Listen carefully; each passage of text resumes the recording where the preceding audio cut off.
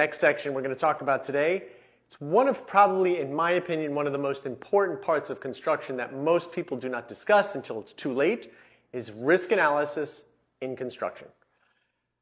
Yep, it is a big part of this world when it comes to construction. Didn't know what else I was going to say there. But I'm going to list out a few things. Hear me out, listen through them, and you'll start to see the relevance of why I'm talking about it. So the first on the list, there are four major points to risk analysis in construction. The first one is IDing the risk. ID the risks and what they are, right? Second one on the list is analyzing the risk.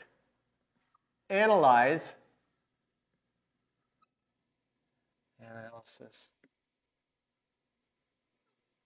of risk, right? Next one up is managing those risks, managing what you're going to do or who's going to be taking care of it. I'm just going to write management. And then finally, one of the biggest things that helps you moving forward to the next jobs and as you build your career is retainage of those risks that you've learned, the ones that you feel are the most important and will affect you moving forward. You'll notice a lot of the old timers, old guys that have been around doing this for some time, know certain things and have been around, and it's cyclic. Anything in the economy, as you know, goes cyclic. It comes around sooner or later, 20 years, 15 years, whatever it is, and you'll start to see it. And those guys, or that document that has been retained, will show you what was done in order to stave off or protect the company from going under, or protect the company and knowing what's about to happen. Sorry, I'm getting ahead of myself, but I enjoy this part because it's really analytical, and that's where my brain goes. And as someone in the construction business, you absolutely need to make sure you analyze these. I know the smaller guys are like, yeah, what do I give a crap? Trust me, you take the time to understand this, it will benefit you. It means a lot to me.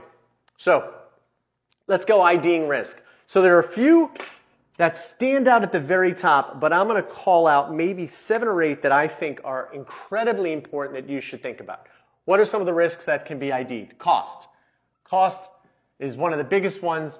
Cost goes up, cost goes down. Prices of materials go up, prices of materials go down. Next, that can affect a project is the schedule. How does the schedule get affected? Let's say you build your baseline time, and your baseline is great. You've basically built your baseline schedule and it looks fantastic and it runs really well, but you didn't go in and update it. Whoever was taking responsibility for it was not going in. Project manager does not go in and take care of that updating of the schedule, and you miss something and it catches up to you. That could screw up a project. Next one up, we all know this one. It affects us in a huge way, is weather. I don't even need to tell you about weather. Rain, storm, hurricane, tornado. It'll blow a project out in 10 seconds. And the idea is understanding how to respond to that weather condition. Example, you know there's a storm coming. You know there's tornado watches in the area. If you've thought about this ahead and you went, or someone on the company or your PM said, you know what, we really need to make sure our materials are put away in a storage container, one of those 40s, and you put it in there, and you hope, not telling you it always works, but you put one on the site and all the material goes in. Now I'm obviously spitballing here because we all have different size construction sites. One 40-yard container could probably take care of a small residence, but if you're talking a building, well, batten down the hatches and hope for the best. Another one, stakeholders. Stakeholders are huge, can affect a project in massive ways.